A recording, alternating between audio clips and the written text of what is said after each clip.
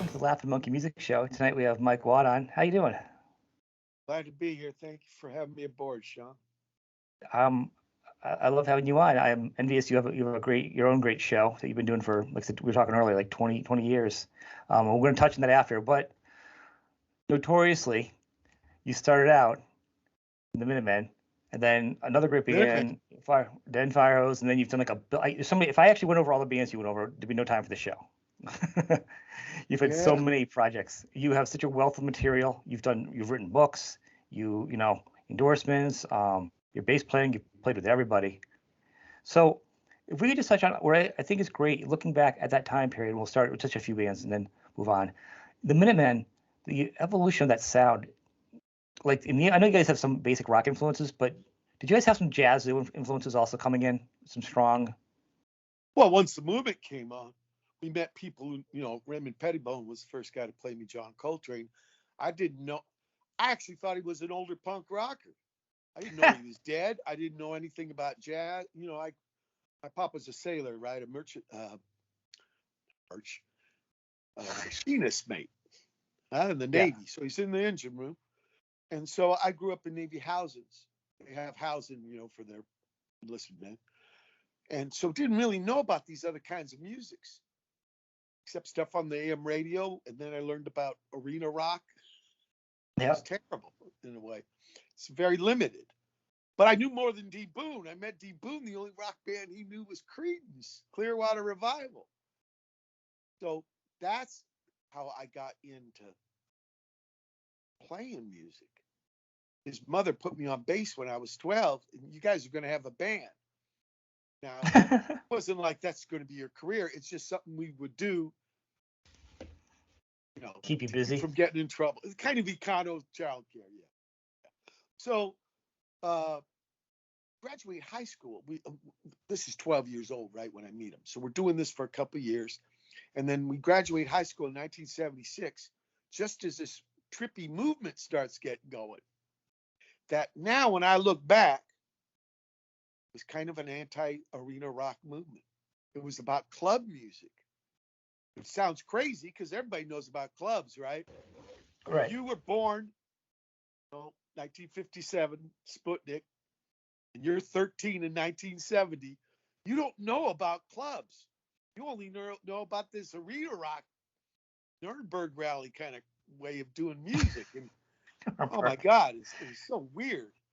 The first gig me and D. Boone saw was T-Rex. And we liked him a lot, but he was about 1/8 of an inch high. We were far away. The sound was terrible. It was nothing like seeing the germs at the whiskey, Right. Just wasn't. And even though that's how we were together playing, oh yeah, but the way you played was different too. No one we knew here in San Pedro, California is the harbor of Los Angeles. Okay, about 30 miles south of Hollywood, where we first saw these gigs, right?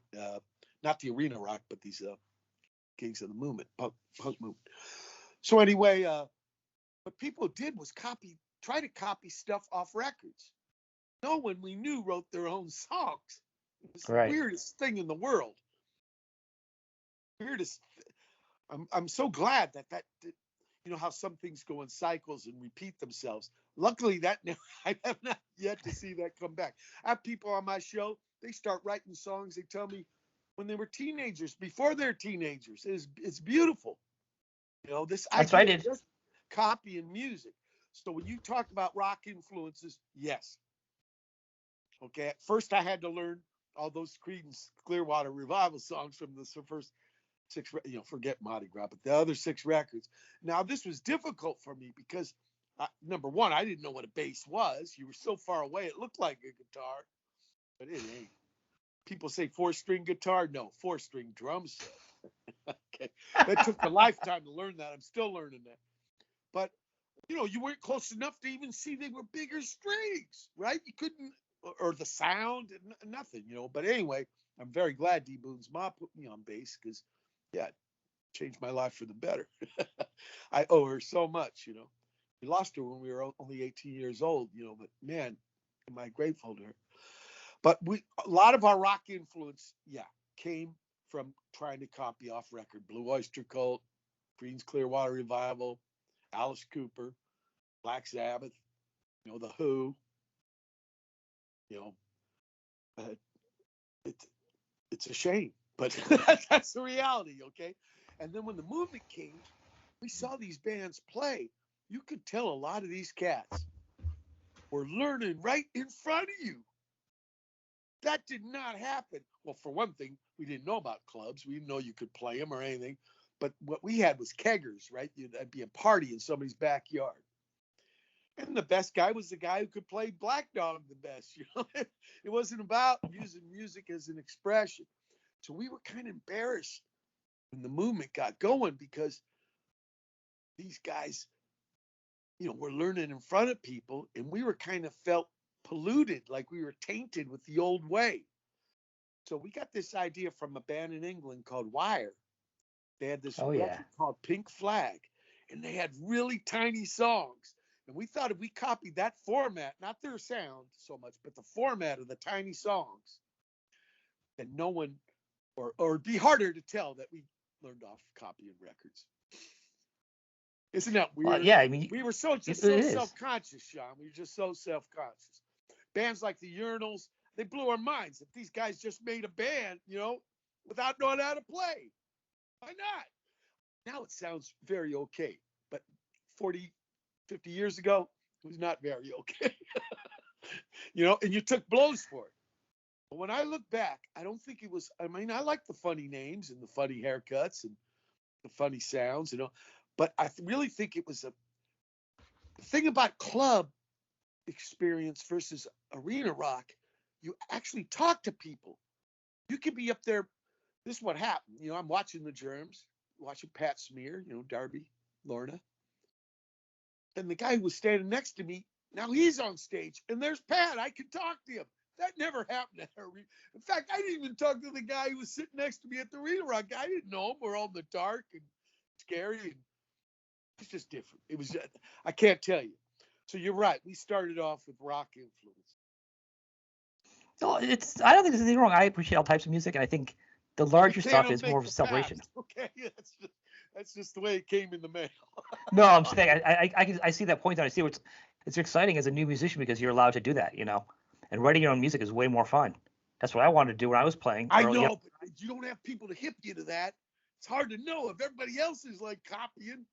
I remember this dude tell us, we're playing with our buddy Mark Weiswasser, trying to do Tie Your Mothers Down, learn it, off the record. And this guy, we come out to take a breather because it's all sweaty. This guy walks by. He's wearing a Kotex around his neck. He's got Vaseline in his hair. Now, this is 1976 in Pedro, right? Pretty square, John. Anyway, his hair's out. He's a drummer. He's a Pedro dude, but he joined a Hollywood band called the Weirdos. And he told us, he goes, you know what, guys?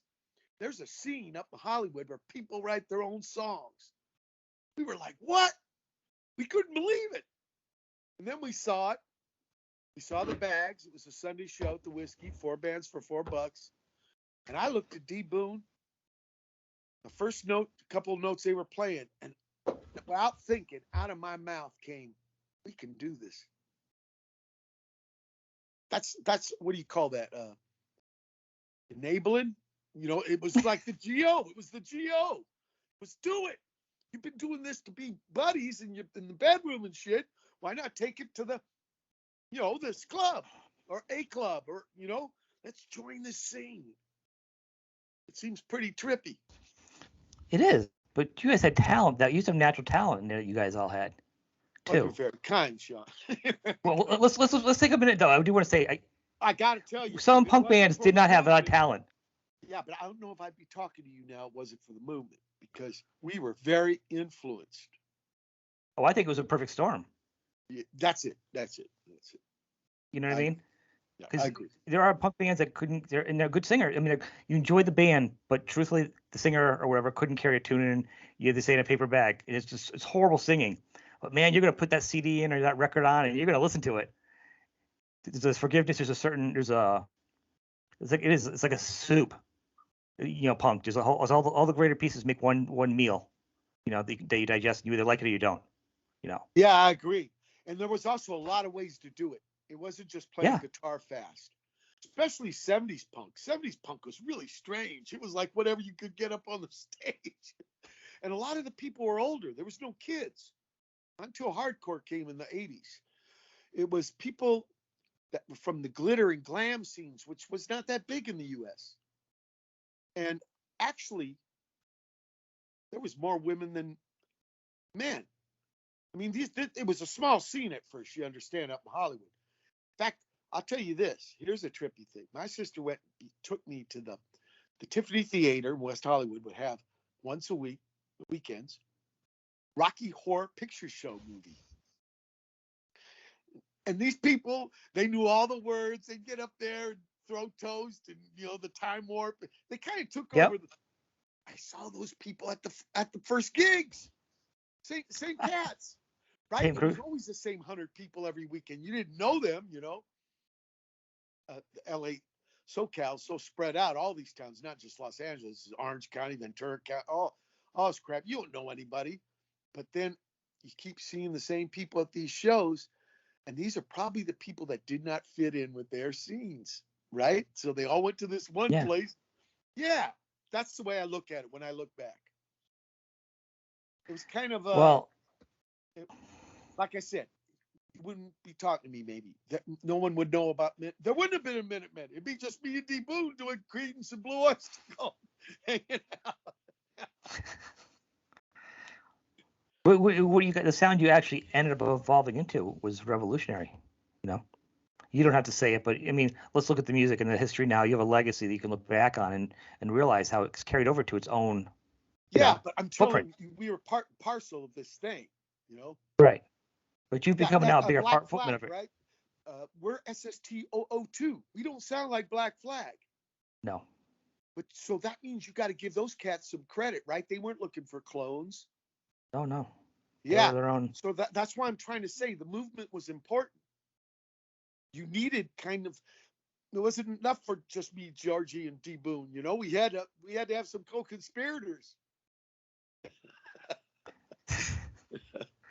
It's just amazing. The sound. The gigs were like people were taking turns playing for each other.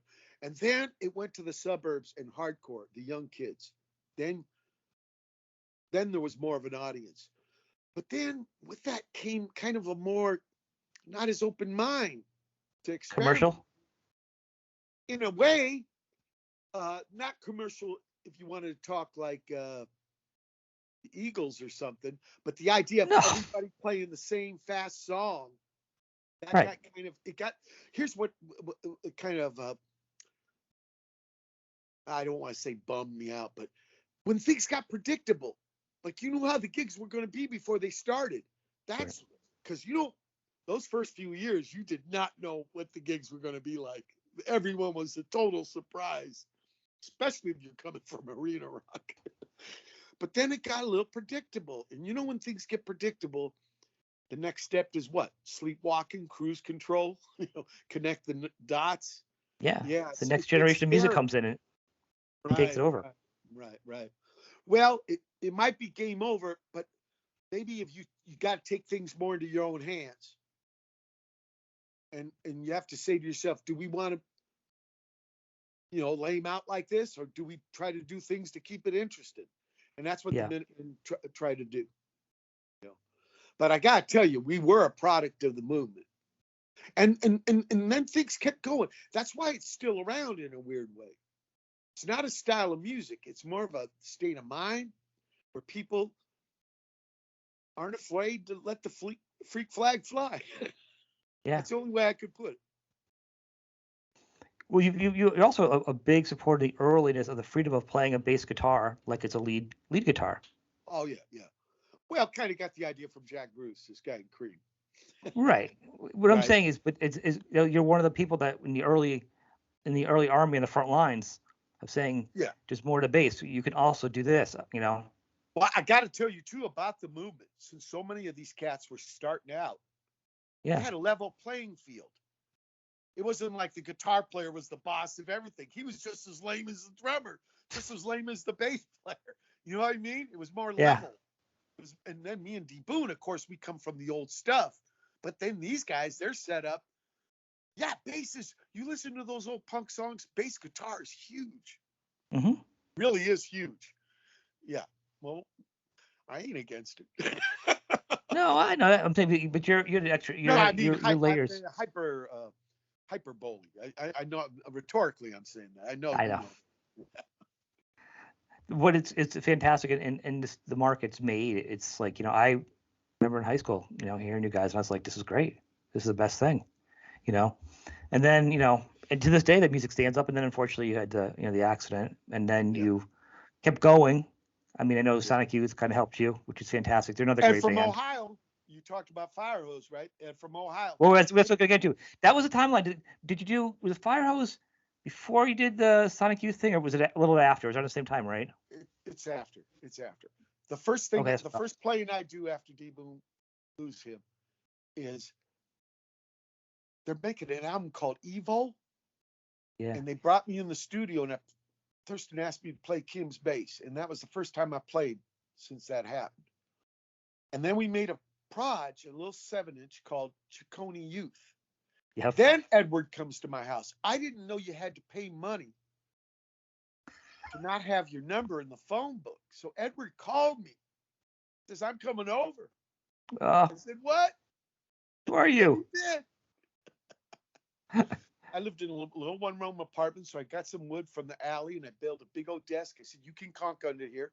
I bought him he brought an electric guitar. He's actually a trumpet student at Ohio State.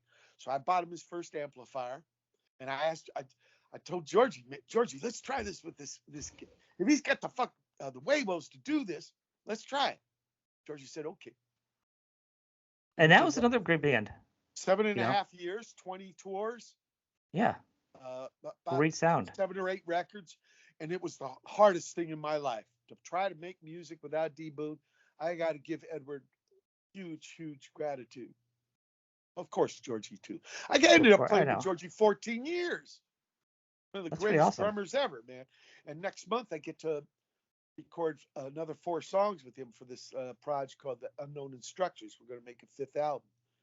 But yeah, life deals you a hand, Sean, and you just got to play it. I never expected that. D Boon was so strong, but we're fragile. Fragile. We are. I think he'd be proud of you though. Moving on, he would have wanted you to keep going. Sure. And I got to thank Thirst for doing the Ciccone Youth and make me play Kim's bass like that. Well, I think they would see something in you.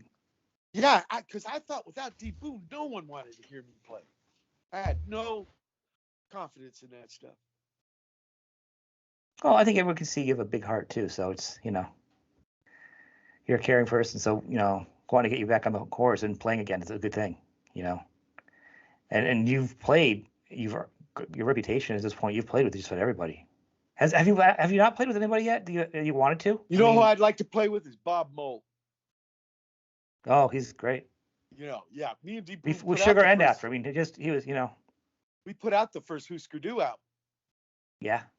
Yeah. 1981 Land Speed record, and I just have always admired.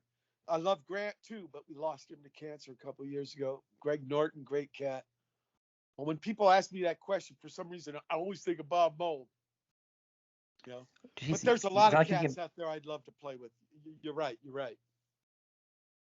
I mean, it's incredible. I mean, I'm assuming a lot of people know your history. Nick can Google a lot of it because we're going to skip around a little bit because we don't need to.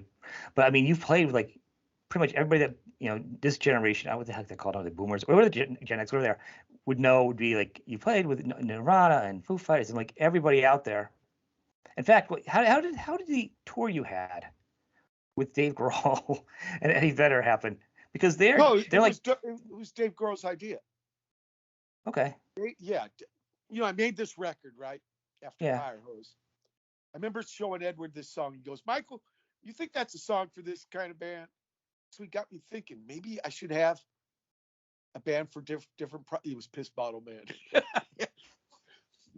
Anyway, it's all right. Edward's beautiful. It wasn't negative, but he got me thinking. So I tried this record. Now people call it a solo record, but there was 48 other dudes on it, so I don't know how it's a big solo record. I was the rudder man, okay. So, but it wasn't just Watt alone, okay. Ball hog or tugboat. So we do this record, And then Dave Grohl is in Australia for some reason, and he's with Ed Vedder, and they call me up, and Dave Grohl says, "Hey, Watt, I got this new project. I've made an album. I play everything. It's called Foo Fighter, but I'm going to make a band. I'm going to get Pat, right? Pat Smear, hero. Yep. Wow, I want He's Pat awesome. Smear in my band. You don't know what an incredible musician that cat is. Oh my God, Pat Smear. But anyway, so I got this thing. What I want to try it out, and Ed's got a band, with the called Hovercraft. He plays drums, and Mhm. why don't we open for you, Watt, and then we'll be your backup band. I was like, okay, I'll try it. At this point, Yeah. we practice 3 days and do this tour. Yeah, but Dave Grohl, he's an idea man, but he's also a doer. When he says he wants to do something, he does it. And that's how that tour happened. It was like, It makes sense on paper. I was just thinking yeah, about but coordination. I gotta tell you, it was when people ask me about the old days, I say it was about people. I think the new days are about people too. We use no management, no agents, none of that crap. He just called me up. I said, yeah, let's do it. I think there was a perfect time for that. Eddie and Dave were trying to rebel their own. They were going back to their punk roots. Because they had the big controlling management and stuff, and they were kind of doing what they wanted to do, go back to what they wanted to do, have fun with music, and it was perfectly in line with what you're doing. Because to me, I was like, man, those guys they're like CEOs of a big company. Their bands are so big. It's like them taking time to stop, Well, his band and just to take time out of that machine to do something separate. You're It's talking hard. about Nirvana, because Foo Fighters hadn't started out yet, right? No, I know, but he had just left the whole big industry thing, and anything he did was going to get signed. Sure. Let's be honest. People weren't aware of all the other talent he had tucked away. But he'd been part of the machine already. Look, I'll tell you this. I played with a few drummers. He's one of the best rock and roll drummers ever. Yeah. He's a great drummer, man. Oh, my God. He's heavy. Incredibly heavy, incredibly creative. That lick he comes up with against the 70s, he made that shit up on the spot. Really? I wouldn't shit you. That was like 2 takes. A lot of that record. The people, here was the idea behind that record. It was a test. The title, Ball Hogger Tugboat, right? It's about the bass player. My theory was to be tested by making this record. If the bass player knew the song, maybe anybody could play drums or sing or guitar. And you know what? That's partially true, but it's good to have cats who can play their asses off too. You got the ones that incredible. Yeah, great musician. Carl, you've done a lot of side projects and a lot of things, but also you've actually done some writing too. You've did about books. Oh, you mean literature? Yeah, okay. Yeah. Yeah, because I always wrote songs. Now, I ended up writing most of the Minutemen songs, but they're not the good songs. Deep Wound and George wrote the good songs. Who wrote Corona? I wrote a lot of it. I've always been a fan of literature. Yeah. It seems so private. It's just you, the writer, and then these little scribbly things on paper. It's like really weird form of communication. But it's personal yet abstract. So I really connect with it. So books like Ulysses, The Divine Comedy, Leaves of Grass. I guess those two are poems. The Sand Pebbles, Richard McKenna. These books they've inspired me to do records, albums. Yeah. So I've tried it too. There was also always the fear in my mind, getting hurt and not being able to use my hands. Yep. So my pop was always telling me, boy, you need a Bravo, plan B. Always, that truck in front of us, it has a blowout, you go in port or starboard. He wanted me to have Bravos and back of Bravos. You're always worried about your kids, I guess. But the plan B was, if I can't do the bass because I hurt my hands, maybe I do writing. So I started doing diaries in the 2000, starting in 2000 or 1999. I should have done them since the beginning of the Minutemen, but didn't have it together. Hindsight, right? But hindsight, exactly.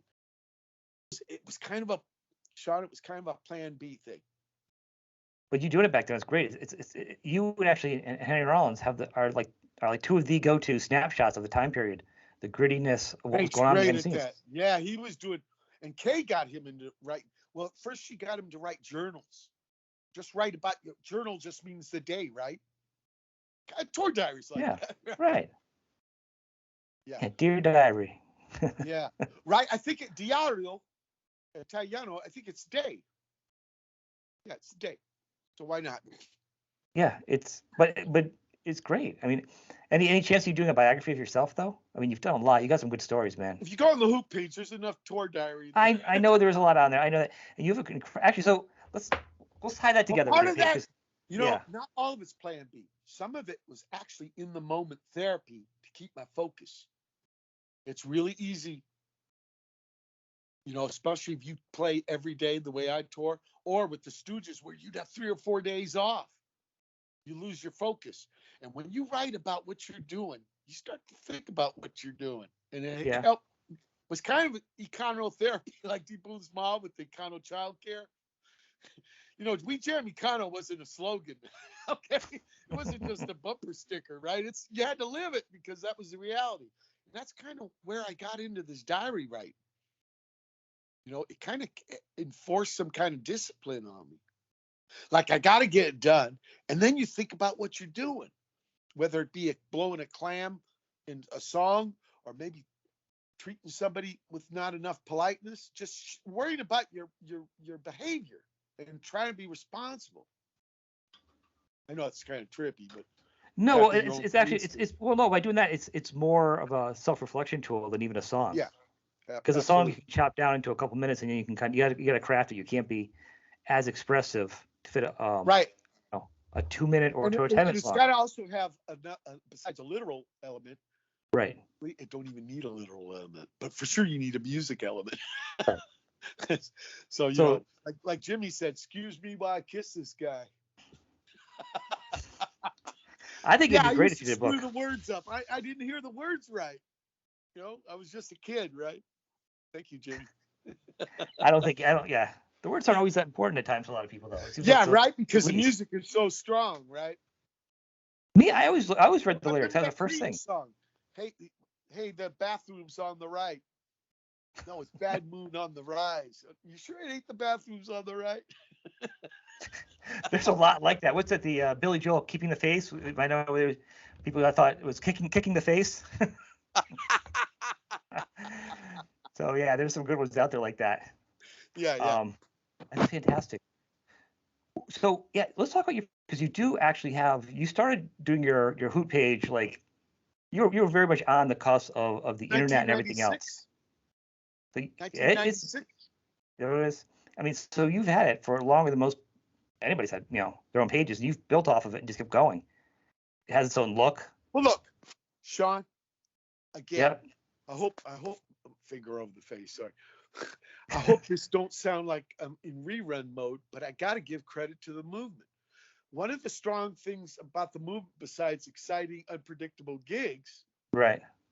was this idea of the fanzine. Yep. This idea of a cat putting together reviews of gigs that got him excited, and him not sending it to whatever merch kind of thing, but him printing it up, stapling it together. Okay. See that ethic?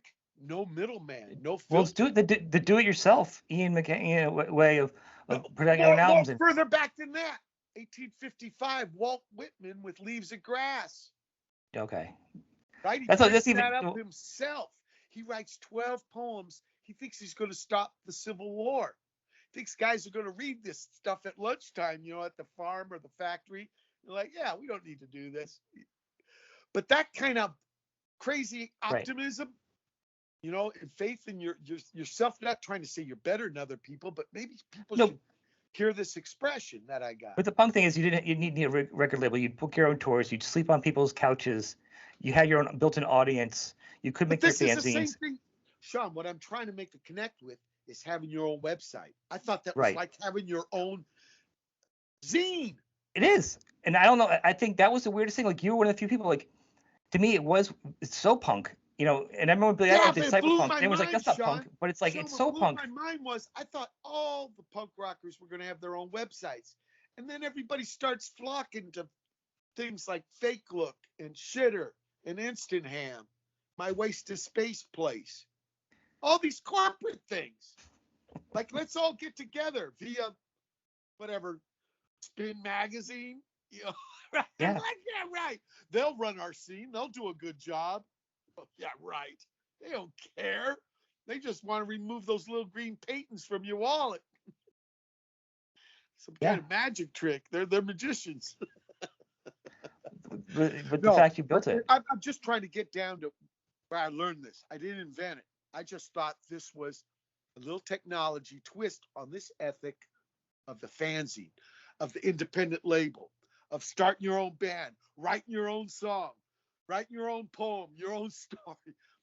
Sometimes it's not about really inventing.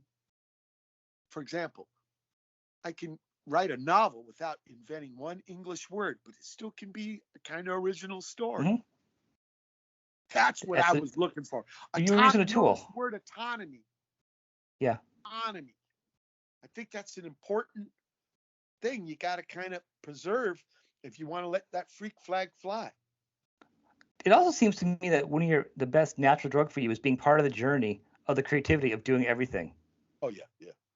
Because when you build a website and you do everything, just like if I do a podcast or a show or whatever I'm doing, it's like you got to book it, plan it, then you shoot it, then you got to edit it, and then you got to promote it. But you're doing it all yourself. And the best part of doing anything is the journey of figuring it out and kind of getting there. Once you get there, to me, it's almost less fun because you're there. What else are you gonna do? Do it again? Boring. Yeah, right. So the knowing is in the doing.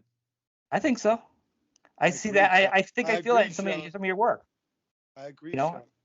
I think I recognize that, and we'll keep talking. At that time, in 1996, when I started the Hoot page, it was hard to get internet access. Everybody was using something called America Online. Yep.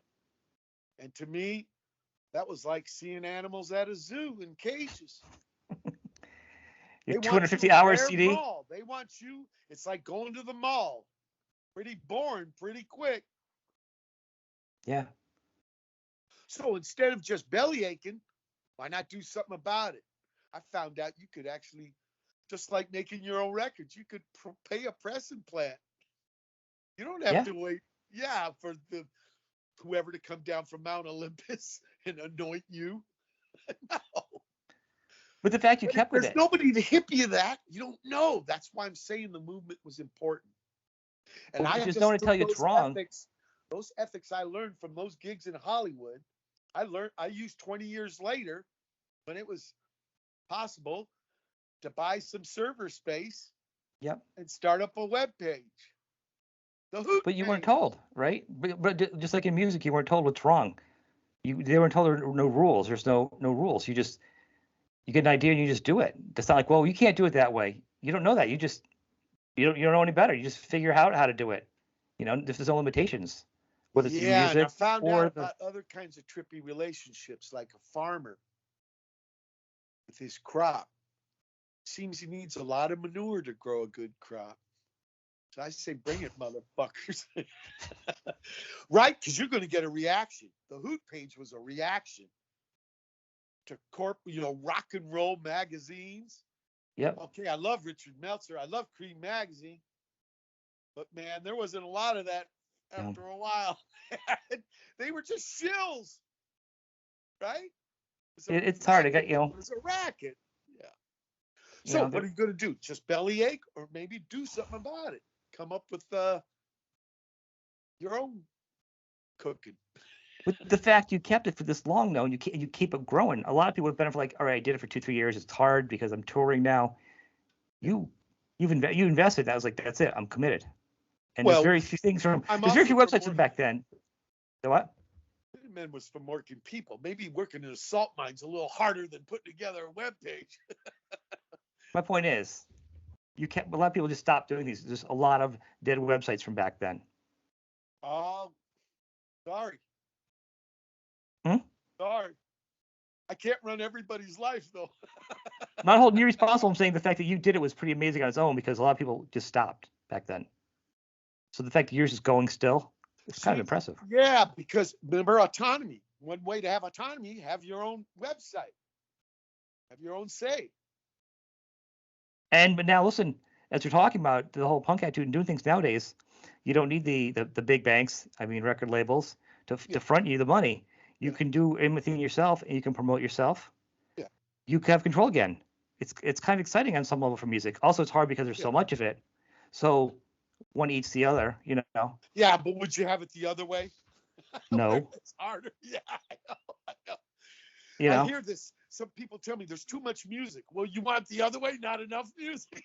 No, you guys hand them a stack of behind. You know what I mean? Careful. I'd rather have the gates wide open than like single file line. And I remember. And it was never good for anybody. This old guy, Bill Gazzari, had a club in Hollywood. He goes, only the foxy guys play my club. Oh my God, me and D Boone are out.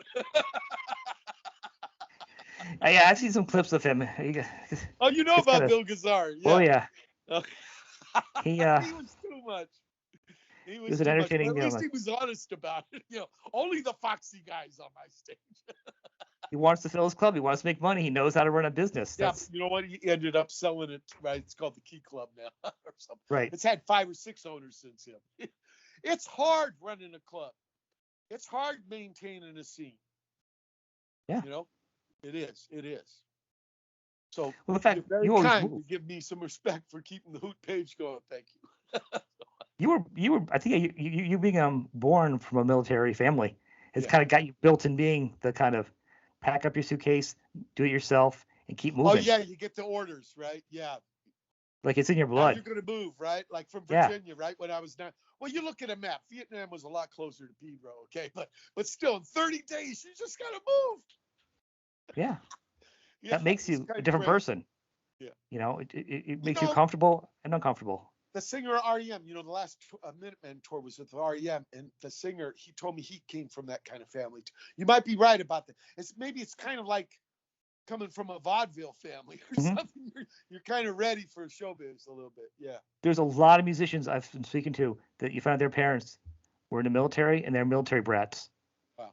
Okay. So, and they're like, I was born to travel. Since I was born, doing, and I was always entertaining to make new friends and doing this and this, and I kept going. And that just became my career. That makes sense. Makes good sense. And I think you're, kind of was one of the silos for you, where it plays into it. But I joined the punk Navy. You did. You did join it. It was more open. He couldn't understand why I was still doing it after we lost D Boone. He didn't know I was making a living out of this. So I started sending him postcards from tour. And he couldn't believe this stuff. Because you know what? You're kind of like a sailor. And that's where I got the idea for my first opera from my pop. That's pretty cool. I remember going up to the top floor, right? It was the AT&T building. They called it 550 Death Star or something. Like people worked there. And it's just me and the boss of Columbia, right? Donnie Einer. He's not blinking, right? Tell me what I want to hear. I go, can I make an opera about 3 guys in a boat? Do it. Yeah, no demos, nothing, right? Big label. I tell you, I got no nightmare stories from working for a big label for 14 years because of the autonomy, because what I did with SST. Right. Yeah. It's like street cred. Remember the days of the payphone? I do. Okay. So if I wanted to talk to you, put those quarters in. Not too India company, AT&T in those days. I think they own the whole thing. As long as they don't jump on the phone and tell me what to say, I don't hang up on them. That's called autonomy. Somehow, you're on the same road as the limousine or the Volkswagen, but they don't jump in your window and grab onto your steering wheel. No, true. But I had to come up with these kind of things to explain it because people didn't understand it. It's somehow like you're just beating people down. No, it's not like that. It's not like going to war with everybody, but it's preserving this kind of autonomy. It's kind of actually a mutual respect. I can hear that. Because, if you got an idea of that either people are against you or you're with you. Man, that's kind of a cutthroat way to live a life. It is. I think I lost you, Mike. There you go. Hey, there you go. Yeah, it was my thumb over the camera. Stupid. It's like a Taliban video. They're shooting from a Pilot error. cave. We can't blame the machine. It's pilot error. User error. Yeah, user error, right. But I also think sometimes one artist with a vision, even if they're not a musician, a lot of the old label guys had the vision, understood art, and they couldn't do it themselves. Absolutely. And that's why there's some long shots that were taken back in the day. And once those guys left, things really crumbled, Yeah. Mo Osteen, yeah, Eddie Warnaker, great cats. Yeah. No, you're right. You're right. Because people are people. And how are they going to conduct themselves? That's really right. And yeah. There's not many guys now that are sitting in the chair because they have their board to answer to that can say, I like this project. We're going to put money behind this. I have no idea if it's going to make any money. Your opera sounds like the plot of an Italian film. 3 guys in a boat. Like I'm going to watch an IFC. It's going to be in black and white, right? Right. It's going to have some great stars in it that do independent films. And they're like, yeah, do it. So there's something about that of having a vision that the old CEOs or their old record label heads or whatever the title was could do, Yeah. And when they're gone now, I think the heart is out of the industry. That's why I don't think it's ever going to recover. And they're flogging around. You know what I mean? Just to keep it going.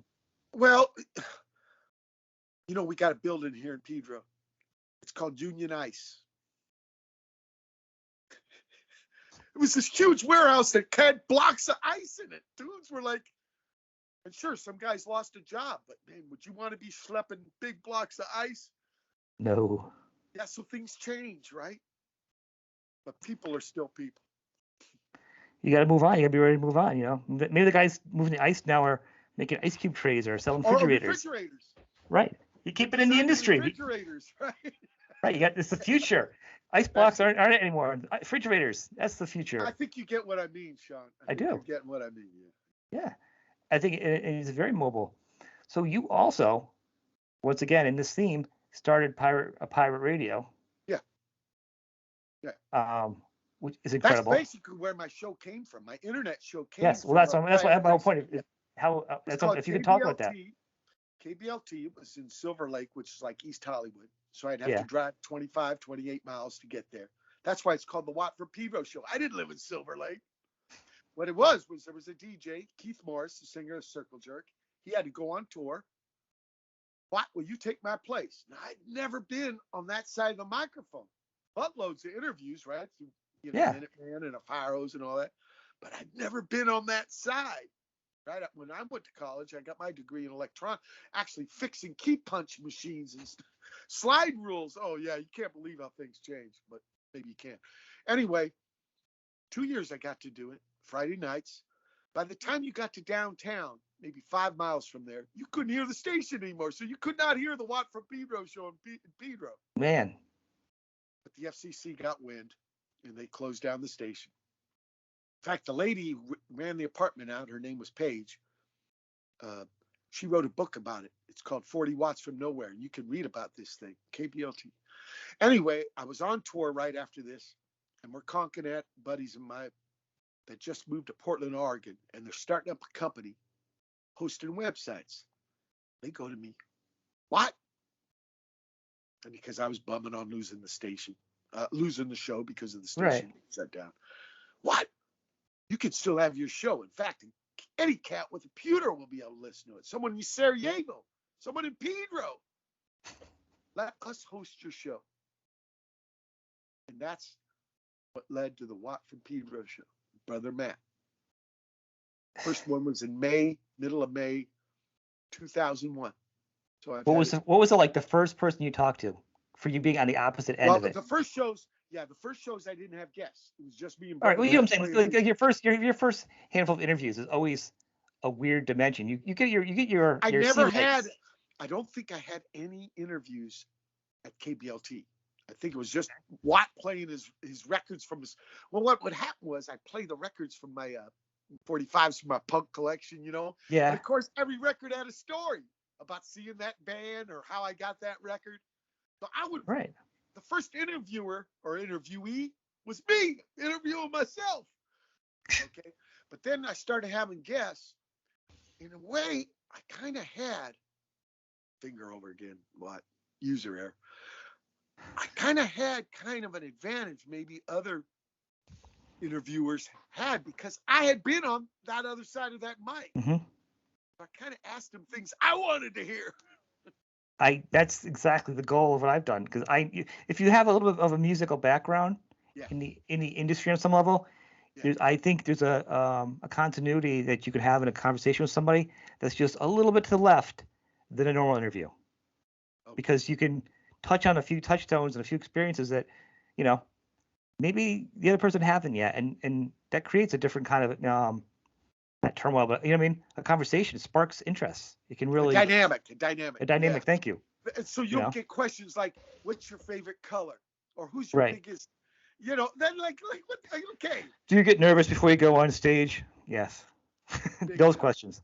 Big time. I was not a born entertainer, but do we really want to hear that question?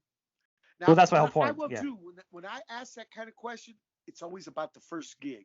I ask them about their first gig. Now, were you scared there? Yeah, because Watt's always getting scared, so I don't want. It's surprising because a lot of people do that you didn't know, because when you were younger, they didn't have the technology, and you had these cookie cutter interviews. But once people started really able to talk about it, a lot of artists are like, yeah, before I go on stage and at Wembley, I go and throw up, and then I go out there and rock it for everybody out there, and you have no idea. I'm terrified. The first band I saw do that was the Husker Du guys. We were playing with them at UCLA, and they're going to go on stage. And first Bob, then Grant, then Greg, they start puking. All of them? Like, whoa! Oh, that would have been too much. That would have started throwing up. These guys get ready. Oh, that's 3 guys throwing up is just too much. I get one person being nervous, but that's just like like a Steve Martin movie. Everybody throwing up. Talk about a song. Talk about good songwriters. Husker Du, huh? Absolute, beautiful cats. Totally. And here's the other thing too. If you think about them and the Meat Puppets and the Minutemen, you got 3 trios. Everybody just playing guitar, bass, and drums, but they sound completely their own sounds. You do, yeah. They're not copying each other. Right. Which is why you guys lasted a long time. And I think in other types of music too, when you have the bands or the original sounding bands, and you have a million copycats. Yeah. You're not gonna remember. There was a million Van Halen bands, but there's only one Eddie Van Halen. There was a million Led Zeppelin clones, but there's only one Led Zeppelin. And you move forward. There's other newer bands. I don't know the damn kids' new bands. But you know what I'm saying? Like, you could just keep going generationally. Like during grunge, how many bands were like Alice in Chains was trying to be like a rock band when they first started out. Then they became their own band. How many bands try to sound like Alice in Chains? There's only one. You know what I'm saying? And even if it's successful, you think about it. Pat Boone sold way more Tutti Fruttis than Little Richard, but it's so lame. Yeah, but did Pat Boone though? Did you ever hear what his heavy metal album? That's even lamer. I heard about it. Somebody told me. Oh my goodness, that you got to check that out. It's horrible. Thing with Little Richard, I bet you that was his manager's idea because it's so embarrassing. And when they asked Little Richard about it, he goes, "Well, I think his version was for the living room. Mine was for the bedroom." I've heard some crazy stories behind the scenes about him. He was a firecracker. Oh yeah. He's part of the scene, right? He's old rock and roll. Yeah. But that's another layer of just being different. You know what I mean? Another type of music that was different, another different way of doing it. Another instrument that was different. A different sound. Being different in the scene is what the scene was about. Also, the United States in the 50s. We're talking land of the free and stuff, but we got the brothers. Yeah. Not free for everybody. Land of the free for the middle class white man. Came around when it did for a reason. In a way, the music was actually from Boogie Woogie, maybe 50 years earlier. Oh, totally. But yeah, it's actually rock and roll is actually piano music. Guitars are cheaper and they're easier to bring around, but it comes from the piano. It's Little Richard, Jerry Lee jangle. Lewis. Yeah. It's the blues. It's even Chuck Berry songs, right? Jimmy Johnson wrote them. That's why they're in E flat and B flat. You write that on guitar, right? No, it's interesting when you the way things catch on and they don't, and about herd mentality, and about co-opting successful things. Mm-hmm. That's such a part of human history, Always, everybody wants last week's hits. They do, and I This think, week. but well, like when you play your instrument, I think it's because you can be very aggressive with it. You have like it's like if it was a relationship, I think you and your bass would be like you'd be crazy in love, and then the next thing you know, one of you guys would be calling the cops on each other, and you'd be getting a restraining order, and the next day you couldn't go to court because you guys would be madly in love again, and you'd have to drop the charges because nobody would do it. Yeah. Yeah. That's what I think your music Either is that to me. or a wrestling partner. Right, because it's like it's so over the top, and then it's like it's love, and then it's just like crazy, and then it's like back to again in the pocket. It's a journey. Well, the politics of bass is trippy because a lot of it is you look good making the other cats look good.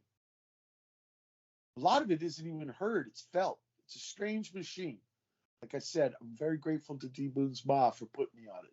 It's still mysterious. I think it's still inventing itself. I think its next step is not really 8, 9, 10, 11 strings. It's being used as a composition tool because it doesn't have all that melodic content. You're leaving a lot of room for your collaborators rather than writing on a piano or a guitar. It's very interesting. Well, I think just why I think there's enough stuff out there that things don't actually have to be invented anymore. That they need to go back and jump into that. You know what I mean? Once I had a phone that had I could get on a computer. Had people tell me, "What? You've done enough bass. Why don't you learn harp? Guitar, tuba, trumpet." I'd have to start all over again. Plus, who's gonna take you on tour with a tuba in the van? No one's gonna take the tuba guy. What's on tuba? I'm not going. Left, though. I don't care. Because it's still bass clef. Yeah, that is a sound that just only a mother can love.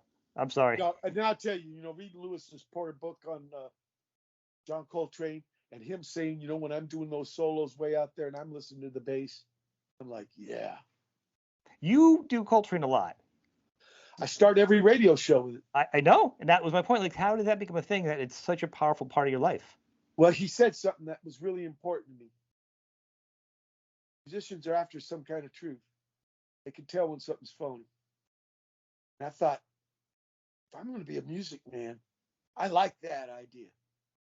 Well, that's definitely being a musician over a rock star then, because a musician is different than a rock star. You can be both. A Dave Grohl can be both. But you can be a musician or a rock star generally. You know what I mean? Yeah. I totally know what you mean. But I'm saying, but there are examples like a Dave Grohl who's a musician's musician. Absolutely. But he's also at the rock star in him. He's not jive. He's not jive. That man can play. Right. But to get both of them together is kind of a rare combination. So to be a musician, you really... Yeah, it is. Because the rock star, it's outsiders. The gig goers pick them, right? Yeah. Well, as a musician, you're not thinking about... There's a lot of wannabe rock stars, but the people don't pick them. And those are the ones copying the other bands, though. So when the next generation goes on, that wanted to be the Alice in Chains band, they're not around anymore because they are copying that sound. They weren't the originators. Whereas an original band is going to keep going, whether they're big or small. The 90s shows a lot of rock bands. I don't know if Dave Grohl wanted to be rock star, but it happened. Right. I don't think he did. I think he wanted to be a musician. Yeah. And that's the whole point. And but having that. And his pop, I remember meeting his pop. He said he played a little flute. So maybe there was music in his ma played something. Maybe music was in his family. It's in his blood, man. Sure. I've played with the man. That man can play. And I just say that, one of the best things I think he said while we're talking about him as another supporting musician, he was like, remember he was talking in an interview and he was talking about the Paul McCartney was over his house. And Paul was then playing a piano for teaching his daughter. His daughter probably didn't get the how great Paul McCartney is to the level of, the Beatles, teaching her, playing some on the piano for her. And Dave's just sitting there going, Paul McCartney is in my living room teaching my kid on piano. Like, he fanned out. Like, he gets it. That's not a rock star. That's him being a musician being like, oh my God, Yeah, because a rock star would have been all like kind of worried, whatever, competitive. Right. Right. He's like, oh my God, Paul McCartney's teaching piano to my daughter.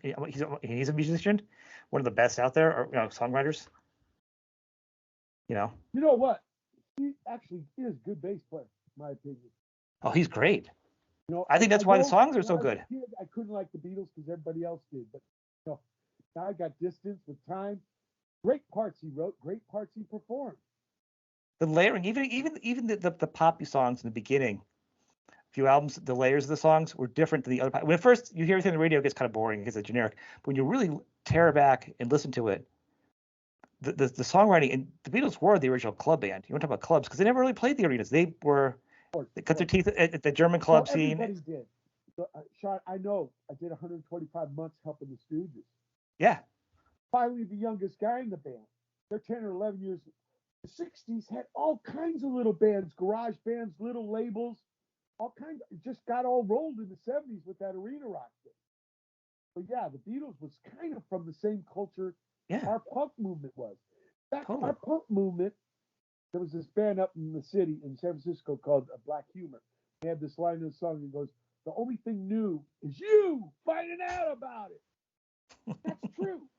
We didn't know because of the situation, the dynamic or lack of dynamic. But the Beatles totally came from the same sitch that Minutemen came from, playing the little pads. Mm-hmm. And they created the sound. They created sound. They wrote almost every good song's been already been written by them by the time they got done. Right. You but know, they learned like crazy off Chuck Berry and all that stuff, right? Old rock and roll. Yeah. Isley Brothers, Twist and Shout. Yeah. That was school. That was college. Did you see the Get Back special? I did. There's a scene. I don't have cable anymore. Yeah. Well, there's a scene in it. Since I'm paying for internet, what I watch usually is YouTube over the TV. Well, when the time comes, there's a scene in there where you hear all the bad things about Yoko, and when Yoko's doing her screaming, and I think it's Paul's playing drums and George is just doing dissonance in his guitar. I'm like, they invented Sonic Youth in that scene. Like, it was literally a sound where I'm like, for sure. When I hear Plastic Ono Band live, I hear Public Image. Yeah. So I mean, they were doing it even that back then, just messing around. They still appreciated that sonic dissonance. I did see on an airplane that Martin Scorsese. I think it wasn't Yoko who did it. Yeah. We're only letting him have one song an album. He was the young guy, right?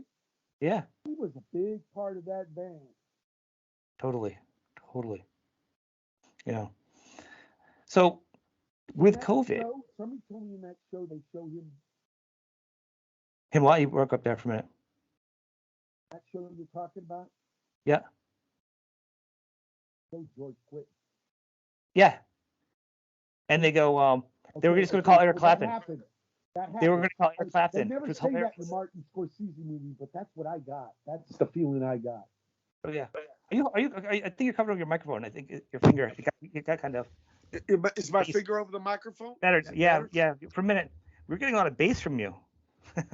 Okay, too much. That's not right. reggae. It's not reggae. Wait, did I just hear Mike Watt say too much bass? I don't think it's ever been said before. Well, no, Robbie Shakespeare. We lost Robbie Shakespeare, right? So we gotta say, yeah. It's gotta say Mike. To see Family Man too much bass. I got to see Bob Marley once, and Family Man Barrett played bass. Oh my God. Yeah. Yeah. Oh my God.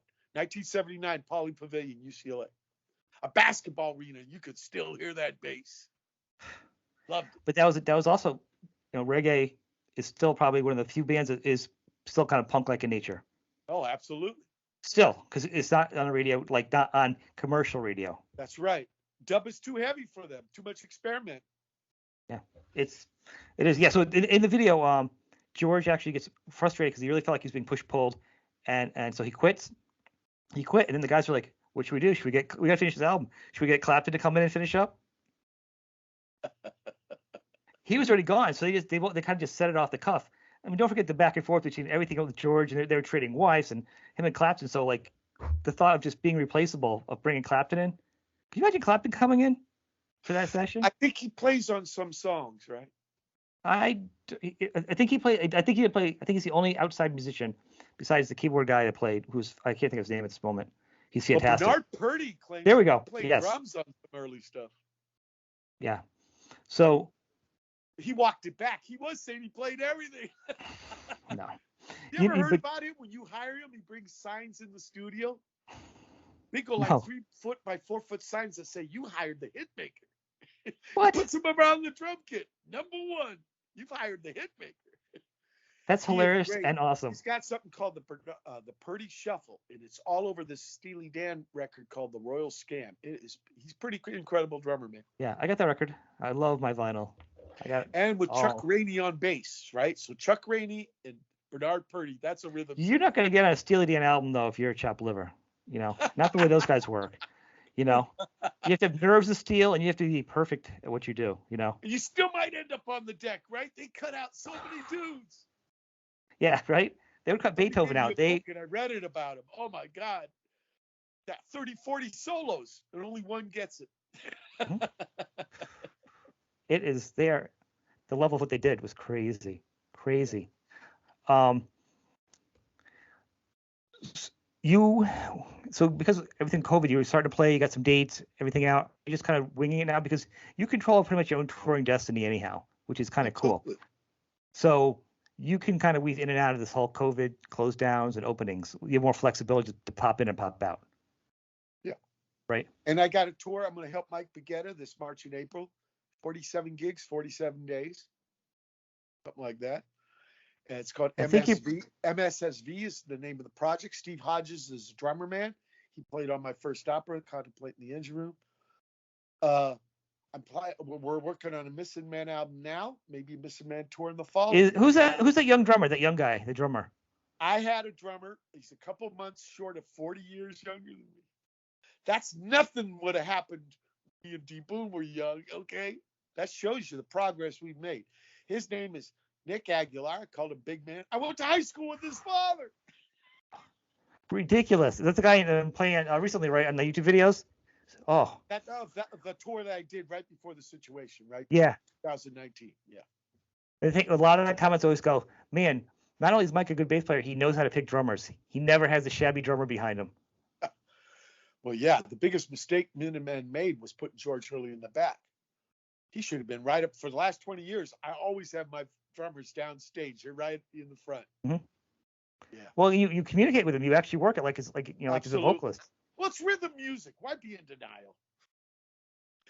The guy. I agree with you, but I agree with it. But you don't. But just because I agree with you doesn't mean you see that though. When you see it, you know what I mean? Well, I practice what I preach. You do. You do. You also don't have any rules. The closest note my bass, the closest thing I'm to is that kick drum. Maybe some of the toms. Okay. So without the bass, it's poor lonely kick drum. Come on, we don't want that. Well, without bass and the drums, you're just unplugged, and which is good, but not for your music. You know, yours is like punk jazz. I have to agree with you there, Sean. You know. I have to agree with you. I'm a little biased. Well, you should be. There's confidence and there's arrogance, and you can have confidence. You know what I'm saying? No, I'm not arrogant about it. I know you're not arrogant, but that's what I'm saying. You don't so much to learn. There's Life's a difference. A big classroom. Every gig is a classroom. You never graduate, right? So I'm saying it's okay for you to be confident and not be worried about coming across as being arrogant. You can be comfortable with what you do. You know, it's evident. Well, I'll let you say that. If I say that, I might feel like I'm breaking my arm, pat myself on the back. Sorry. Yeah, that's my job to say. And I don't put people on the show that are shabby anyhow. I only contact people that I like. You know, this is Well, I want to thank you for coming on, man, and giving me some time today and coordinating this and teaching me how to use Skype. You asked me good stuff that I usually don't get asked, Sean. Thank you so much. Well, it's my pleasure. Once again, it's just like you when you talk to people, you wanted to ask the questions that you don't usually get. You wanted to, it's a journey. I mean, I had a couple ideas in mind, but this conversation is just like sitting down with somebody, and I want to know where you're going with it is where we went. Yeah. Yeah. And whenever you want to do it again, I'm there. Just let me know. Absolutely, brother. Why don't we talk again? Get some more work, a little down the road, and the touring, and as things open up a little bit, get some music to promote or whatever, or just have you come on for another show. We'll just talk music. Great. That would be awesome. Great. All right, man. Everyone, Mike Watt. Take care, brother. See you, Sean. Big love.